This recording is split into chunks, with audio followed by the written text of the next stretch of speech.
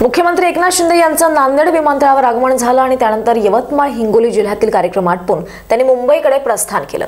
या दिवशी नांदेडचे जिल्हाधिकारी अभिजित राऊत यांचा वाढदिवस होता आणि त्या दिवशी वाढदिवस आहे असं समजताच मुख्यमंत्र्यांनी वाढदिवसानिमित्त त्यांना शुभेच्छा दिल्या। 10 जानेवारीला राज्याचे मुख्यमंत्री एकनाथ शिंदे, राज्याचे मृद आणि जलसंधारण मंत्री तथा यवतमाळ जिल्ह्याचे पालकमंत्री संजय राठोड यांचं नांदेड विमानतळावर आगमन झालं।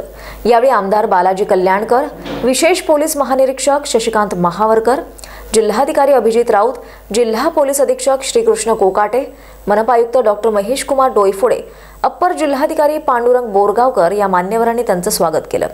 जिल्हाधिकारी अभिजित राऊत यांचा वाढदिवस असल्याचं समजताच त्यांनी या स्वागतापाठोपाठच अभिजित राऊत यांना शुभेच्छाही दिल्या। आपल्या स्वागतापलीकडे असलेल्या राजशिष्टाचाराला बाजूला सारून त्यांनी वेळेवर समय सूचकता घेऊन जिल्हाधिकाऱ्यांना दिलेल्या शुभेच्छा या त्यांच्यातील सहृदयी मनाच्या प्रतीक ठरल्या।